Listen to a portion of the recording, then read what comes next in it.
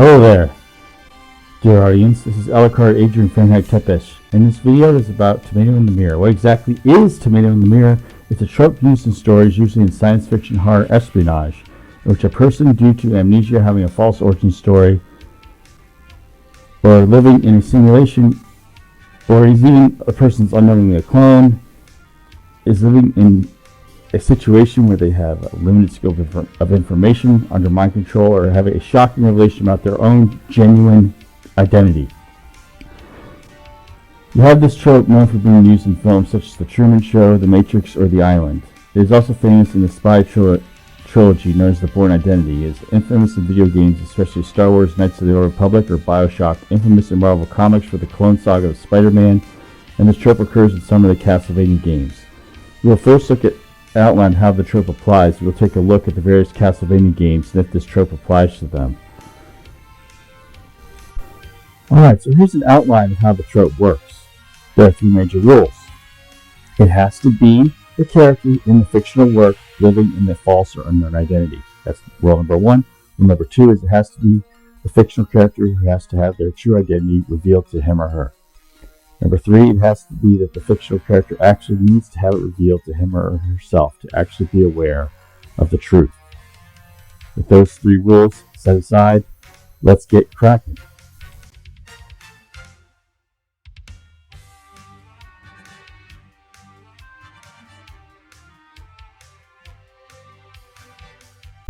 In the 1994 film The Crow, starring Brandon Lee, you do not have an example of Tomato in the Mirror. It specifically is not a case of this trope because the main character, Eric Draven, is not at all in the dark regarding his role as an avenger of evil. It is instead the audience who receives the unveiling of the entire plot and motivation of Eric in this supernatural thriller. Eric himself had no necessity for revelation concerning his true identity or his motivations. He wasn't living in some sort of illusion or false assumption about who he was. On the other hand, a perfect example of this trope is in The Matrix. In the first act of the film, where Thomas Anderson is living his life as a mundane computer programmer, unaware of the truth until after he visits the mysterious hacker and terrorist known as Morpheus, who takes him out of the simulation he had lived his entire life in, only to realize that he was just one of many enslaved humans contributing to a power-generating and computer processing role in a dark, desolate, real world. The opening act of the first Matrix film is the perfect demonstration of this trope, as Thomas Anderson, who was renamed Neo after becoming a red-pilled individual, lived under an illusion regarding his identity until he joined Morpheus in leaving the simulated world of the Matrix. His illusion of his identity, his being Thomas Anderson, and his need to have the truth revealed to him with the red pill and evacuation of the Matrix all satisfy the qualifications of the trope.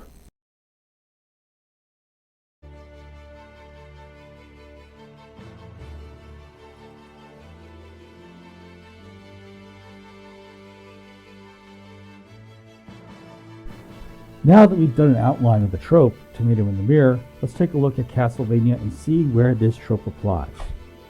Konami is no stranger to Tomato in the Mirror trope in its IPs, especially Metal Gear, given that Metal Gear as a franchise focuses on espionage.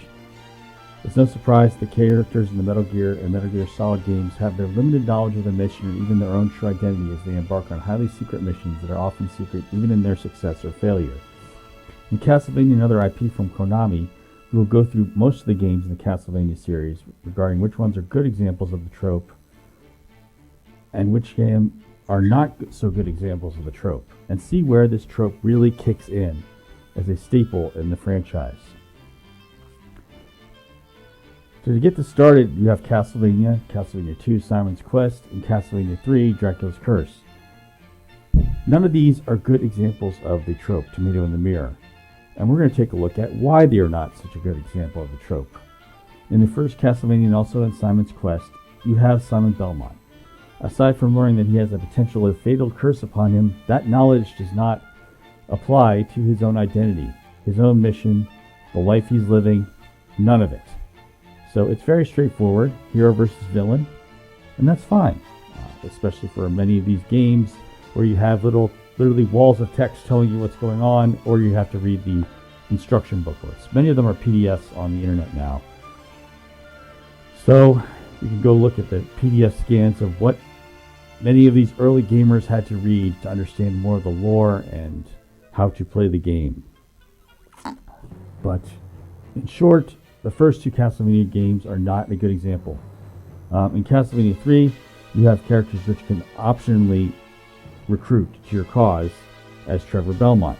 Those include Grant Dynasty, a noble turned rebel against Dracula, Sifel Belenese, a magic-wielding assassin, her identity hidden by her cloak, and you can do Alucard, the son of Dracula. So there are a whole number of retcons that happened after Castlevania 3 leading up to Symphony of the Night. I have another live stream that talks about them, but in short, a lot of things were changed. This is not any kind of uncertainty on behalf of Alucard, and this even includes decanonizing Castlevania Legends.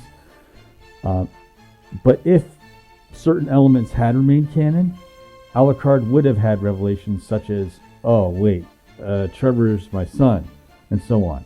This is something that they do with some inspiration from decanonized works when they go into the development of the Lords of Shadow series, which I have another episode talking about it. It's great. Check it out. Now, with everything you have in Castlevania 3, and with the retcons to what is canon, no, it is not an example of the trope. I mean, you could go into the revelation by Shaft in Symphony of the Night that he was meant to destroy the other vampire hunters, including the Belmonts. However, this is not something that would be outside of Alucard's memories, and it would not be outside of Alucard's knowledge. He was sent on a conscious mission by his father to eliminate them, but he chose to defect instead. So Alucard pretty much knows that he's meant to be an assassin for Dracula. It's not a revelation to him. It's not something that he has amnesia and does not remember it. He knew it, okay? And Alucard, again, the whole implication is that likely Alucard is the father of the Belmonts with Sonia in Castlevania Legends. There's more. I want to get more sources on that. I've heard people tell me, and I want to get some confirmation about Alucard not being the father, which is possible too. So take it with a grain of salt, even though the wikis for Castlevania say so. I'm going to look into it more later in the series. So going on to there, I'm going to talk next about Requiem. So when I talk about Requiem, I'm talking about both Rondo of Blood and Symphony of the Night together. Requiem was what they had for the PS4 release, where they combined both Rondo of Blood and Symphony of the Night into one game. So we're going to talk about what I call Requiem, referring to those two games next, and whether or not they really fulfill that trope.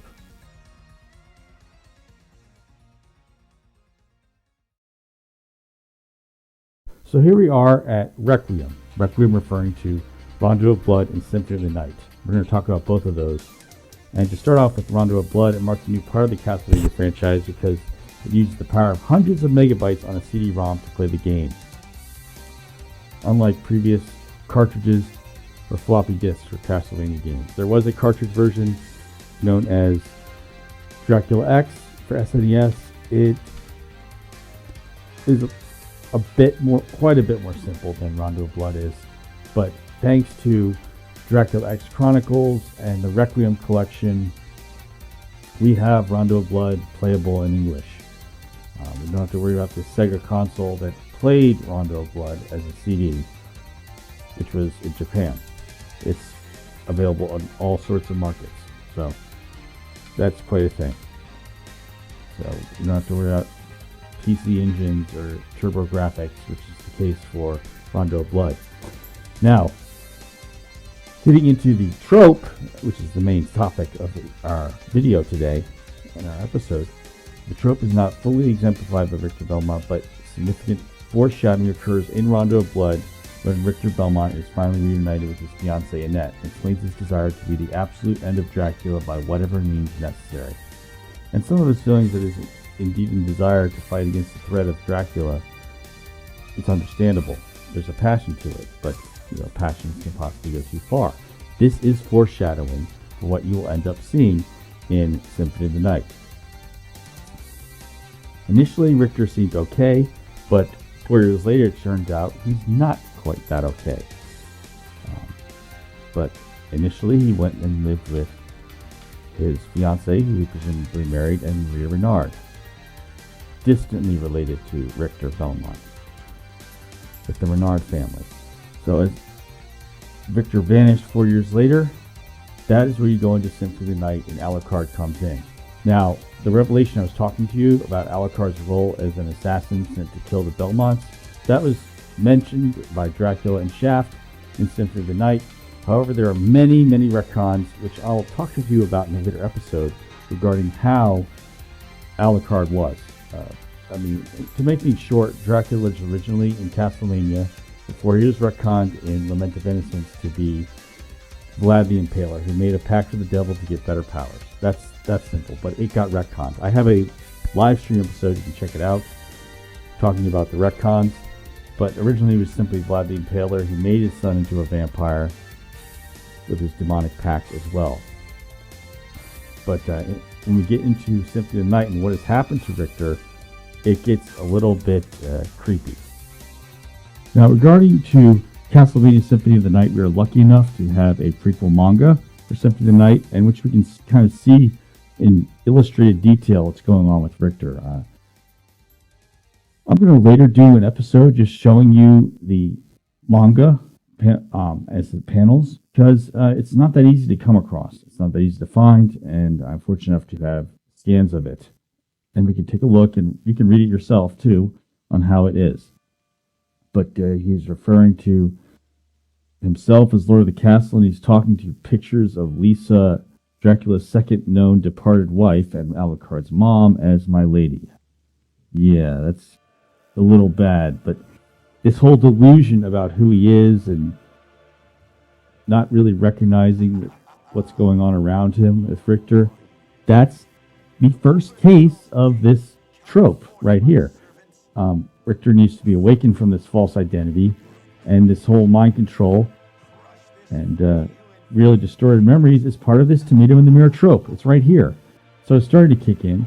There's heavy involvement from someone who will be infamously known for creating Castlevania, even though he wasn't the original creator, called Koji Igarashi.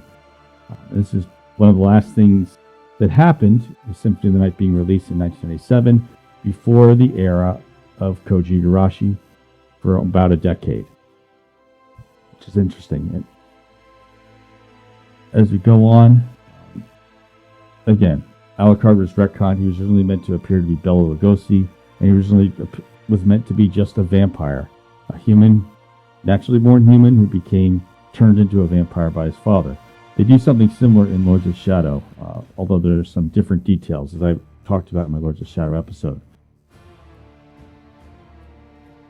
So, as we go here, and we mentioned it already, Alucard is not an example of the trope, tomato in the mirror. He knows exactly who he is. He knows exactly what his intended purpose was, and he knew what he was asked to do. He was asked to go out and kill Trevor Belmont back in Castlevania 3, but he chose to defect and join Trevor instead.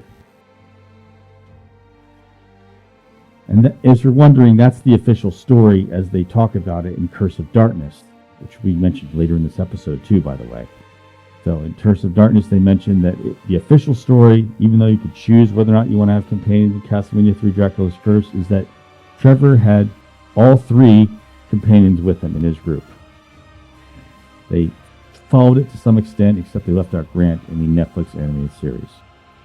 But right here, we're going to go into another era. So with our one score of 1 right now, we're going to move on to another era. Now, I know we haven't been in chronological order because you skipped the Game Boy games, but now we're going to go focus on the Game Boy after we talk about the Requiem part. So now we're on the Game Boy and Game Boy Advance games. So, let's get started. And to be fair, this is really funny. Castlevania games weren't exactly released in the game chronological order either. So, first Castlevania Game Boy game, The Adventure, is the exploits of Christopher Belmont as a young hunter entering Dracula's castle to stop him in 1576.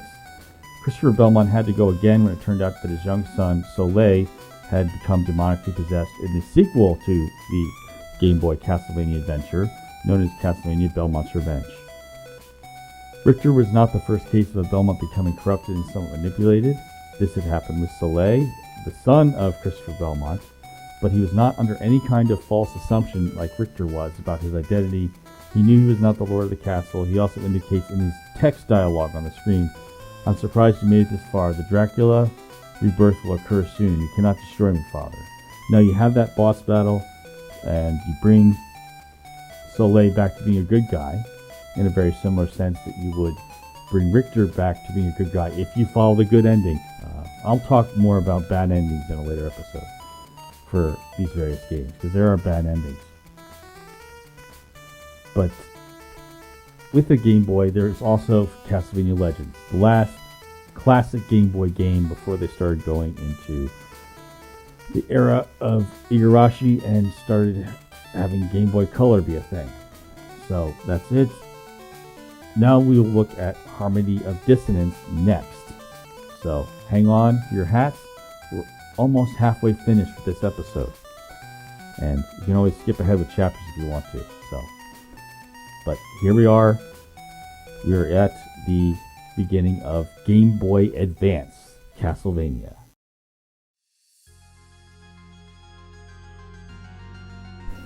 With the Game Boy games cleared away, let's take a look at the Game Boy Advance in the dawn of the 21st century.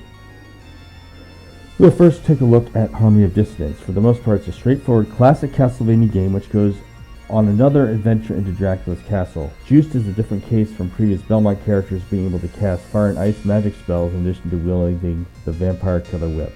He also has raised stakes with his two friends Maxi Klaschin and Liddy Erlanger, but overall, Juiced just knows who he is. He carries out his duty as the Belmont heir with multiple endings, depending how the player progressed through the game. But overall, this is another fulfillment of the trope Tomato in the Mirror, similar to Symphony of the Night before.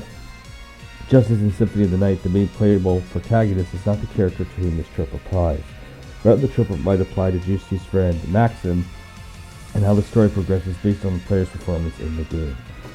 The revelation in the game is that Maxim had taken upon himself to handle fighting Dracula, envious of Juiced being the Belmont and the official anointed slayer of the Lord of Vampires. Maxim did fail and was becoming possessed by the soul of Dracula himself. The fate of Maxim and Liddy as friends of Juiced Belmont is up to the player. In this case, it is Maxim becoming in a similar position as Richter Belmont. He's becoming possessed, he's under degrees of delusion, and in that case it is a case of your friend being the one in danger. Your friend is being influenced by the Lord of Darkness. And there are 3 different endings, depending on how you play through the game. The best ending is you save them both, the worst is that you lose both. So, unfortunately, I'm not going to spoil it for you. And that could be fortunate too. So I'm not going to spoil how you do it. That is for a later Secrets game episode. So, as we go through this, there was also Circle of the Moon. Circle of the Moon is straightforward. It doesn't really have the same case. It's just Nathan Grave instead of Simon or the other Belmont characters going into Dracula's castle. Alright, so now we're going to go into the Nintendo DS game. So, Aria of Sorrow was a Game Boy Advance game, but it's part of a larger arc, or plot arc, that goes into the Nintendo DS. So, I'm including this along with Dawn of Sorrow for the Nintendo DS. So, to start this out, you have Aria of Sorrow. And in Aria of Sorrow, you have Selma Cruz. He's been a foreign exchange student. He's been living a regular life, it appears, as a student until Dracula's castle shows up again, and he goes into it and he finds out, oh, I was meant to be the successor or kind of reincarnation. Think Avatar: The Last Airbender when it comes to him being the replacement of Dracula. Selma very much has his own personality, and there's also another example of this tomato in the mirror, given its amnesia. So you have Julius Belmont in the Sorrow games, and Julius lost his memory after the struggle to imprison Dracula, which ended up with Dracula and his castle inside the solar eclipse in 1999. In that case, you have 2 cases of this trope. So we're seeing a pattern here with the EGA era, and that is EGA seems to use this trope more. It also could be a larger trend. There are a number of games in the 2000s, such as Star Wars Knights of the Republic, or Bioshock, or the Metal Gear Solid games in which this is a major trope. So as you can see, there's this trend here where they want to give the player a larger reveal to drive the plot.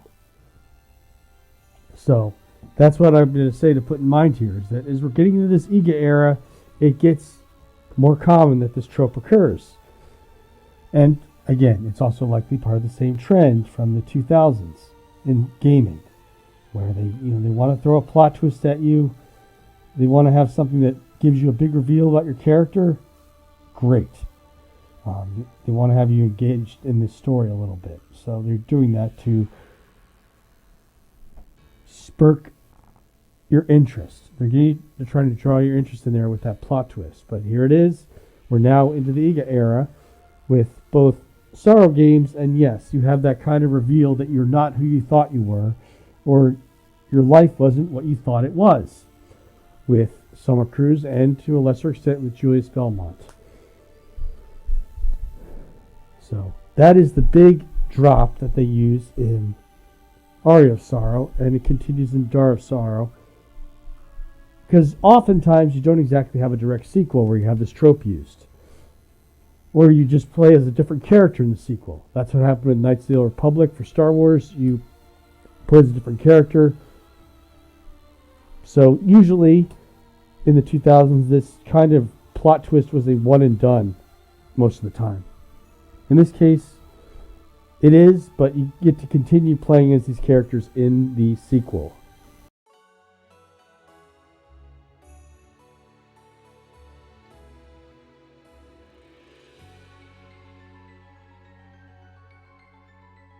Alright, so now we're still in the Nintendo DS era, and after they go through Sorrow games, you have Portrait of Ruin. Now, Portrait of Ruin is a sequel to Castlevania Bloodlines. And Bloodlines was for the Sega Genesis. The sales are very disappointing for it. Lowest selling game to be called Castlevania, but this is nonetheless a continuation of what happened in Bloodlines with Portrait of Ruin. The same families, you have the Morris family, Alucard family, and what happened to them. Now, for the case of Eric Alucard, he's similar to Eric Draven in The Crow. Okay, Eric knows about who he is, even though he's killed, and he very much has no illusions about his identity. He doesn't have to figure anything out here. Now, even though Eric, in this case, is not the one who has a loss of memory or misunderstanding of their identity, his twin daughters actually do. So here you have it, his twin daughters, they're under this false impression, thanks to Bronner, that they are Bronner's daughters when they are not. And they're vampires. So, it happened again. It happened again here in the Nintendo DS era and the EGA era. But it wasn't the main character, similar to Harmony of Dissonance, who's under this illusion of who they are. So, there you have it. Portrait of Ruin is exactly that. And no, Jonathan and Charlotte aren't really under an illusion. They know that there's something not quite right with what's going on, and they're investigating what's going on. Jonathan is as he knows he is, and the same with Charlotte Allen. So, that's pretty much it for Portrait of Ruin. And now you have Order of Ecclesia. So, in Order of Ecclesia, you have Shinoa, your main protagonist you play as, and her relations are to her adoptive father, Barlow, and her adopted brother, Albus. So, there you have it. And it starts off with her being hurt, beaten, and she has a memory loss a bit. But she's overall sent out by Order of Ecclesia to solve the issue of Dominus. And this game does have that plot twist right there with the main playable protagonist. Shinoa finds out that Her purpose is not what she initially thought it was. They were going to sacrifice her to bring Dracula back. Because, surprise, just like Shaft was corrupted, Barlow was corrupted, and he wanted to bring back Dracula. So after this Nintendo DS, we're going to go back to the start of Castlevania 3D games and do that as one category, beginning with the Nintendo 64 titles. Alright, so now we're going into 3D Castlevania games as a category. In your 3D Castlevania games, you had the main playable protagonists, Reinhard Schneider, Kerry Fernandez. They are not a case of this trope. They are straightforward Castlevania protagonists on their adventure to stop Dracula. They know exactly who they are. They have their little backstories in the manual if you want to read them. But the dark part, and the part we're trying to figure this out, is what about Malice? Or Malice. The Latin word for evil, by the way. Is he a case of this trope? Alright, so does Malice know what his identity is? Is Malice in any kind of deception? Now, the very twisted answer to this that you find out if you go into the evil endings of this game, or bad endings of this game, or you don't complete the game fast enough, is that no, it's not. And it's the most twisted case in a Castlevania game of Dracula reincarnating inside somebody.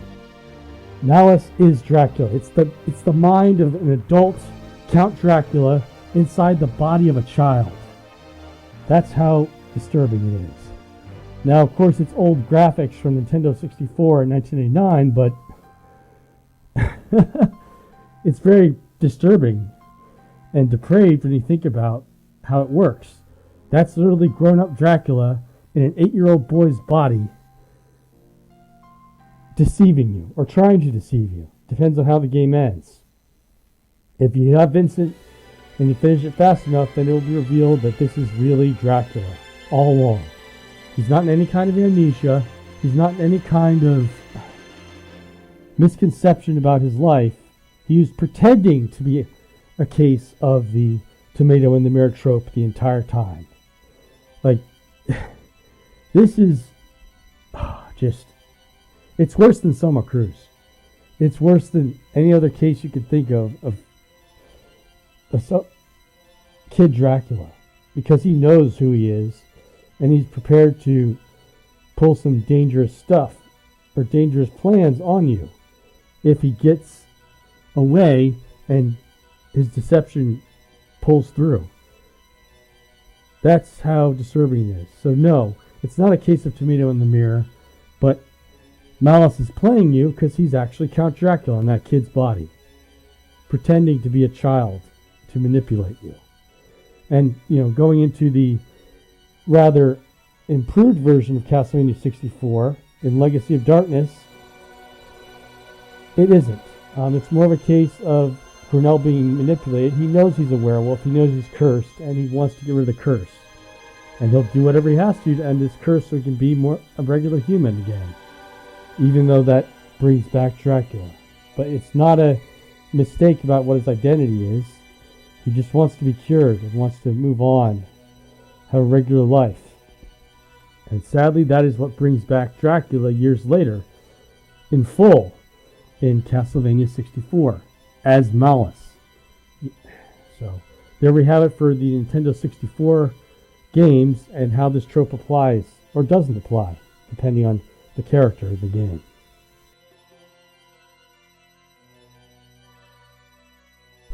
So in case anyone remembers how they made Castlevania Legends not canon as the origin story for the Belmonts, Koji actually came up with a new origin for them in Lament of Innocence.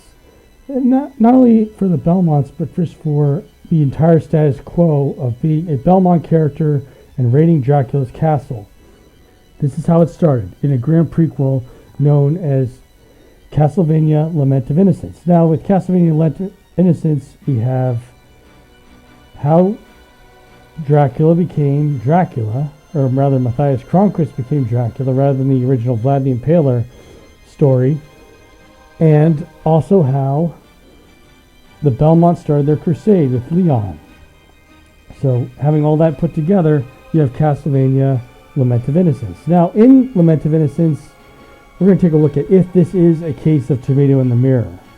So you have Walter Bernhardt that was manipulated, Leon Belmont who was manipulated into trying to save his fiancée, and Walter Bernhardt who was manipulated and assisted in his kidnapping of Sarah, the fiancée of Leon Belmont. And in either of those cases, okay, they knew how much of a monster they all were. I mean, it's not a question of their identity so much as Walter and Leon failing to understand the overall plot Matthias had to make himself a vampire and gain seemingly eternal life. That's it. And that kind of ignorance or limited information as a character is not part of the tomato in the mirror trope. You're going along with your life, you know who you are, you know what you're doing. Well, not necessarily know what you're doing, but you know your identity in this case. And that is what Lament of Innocence is. There's plenty of deception and plot twists, but they are not about the character's identity. It's not about amnesia. But it is the new Under Iga timeline origin. So that is Lament of Innocence. Now we're going to get into Castlevania Curse of Darkness. So for PlayStation 2, 2 years after Lament of Innocence almost, you had Curse of Darkness. Now Curse of Darkness is a sequel to Castlevania 3, Dracula's Curse, 4 years later. And what happens in that one is it starts with you had two men who were taken in and raised by Dracula, Isaac Laferrez and Hector. You don't really give him what Hector's last name was. That's how it goes. You probably recognize them, Isaac and Hector, as different characters in the Netflix animated series on Netflix, of course, on streaming. But here, they are not quite the same characters. If you play Curse of Darkness, a lot of things won't be spoiled for you, given how different the plot and characters are. And the big plot twist, and whether or not this tomato in the mirror trope is fulfilled, that is not spoiled. That is not in the plot of Netflix Castlevania. So, this is, right here, perhaps the biggest example of tomato in the mirror as the main playable character. So, what Hector and Isaac knew in this game is that the high-ranking generals or leaders for Dracula and his army. They were taught how to summon demons from hell by Dracula himself. Now, what's the purpose of all this? Oh my. This is easily second, or if not comparable, to what happened in Castlevania 64. In terms of how depraved an action by Dracula it was. So here, their whole point was to become vessels for Dracula. He would reincarnate inside Isaac or Hector when they died. So the whole devil forging, or teaching them how to summon demons from hell, was literally a manipulation by Dracula so he could corrupt them and make them living vessels for Dracula to insert his soul in them, and they become Dracula. That's it. It's one of the craziest things Dracula ever did. And I'm going to make an episode of that, like the 10 worst things Dracula has done in Castlevania, because this is just, wow.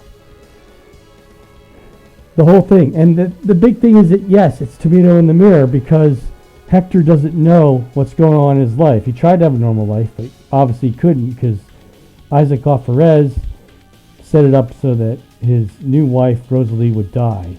But here, he doesn't realize his whole purpose until near the end. It's like, you are meant to become Dracula. He was teaching you to become him. Like, that's just the next level depraved.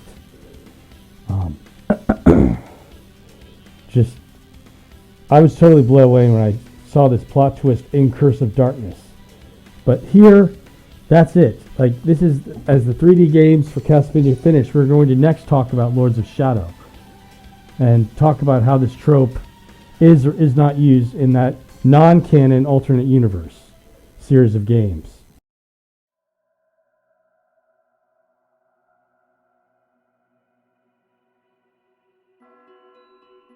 And now, while this is not my favorite exactly, and I'm disappointed with many elements of this reboot that is alternate universe for Castlevania, I'm going to talk about Lords of Shadow.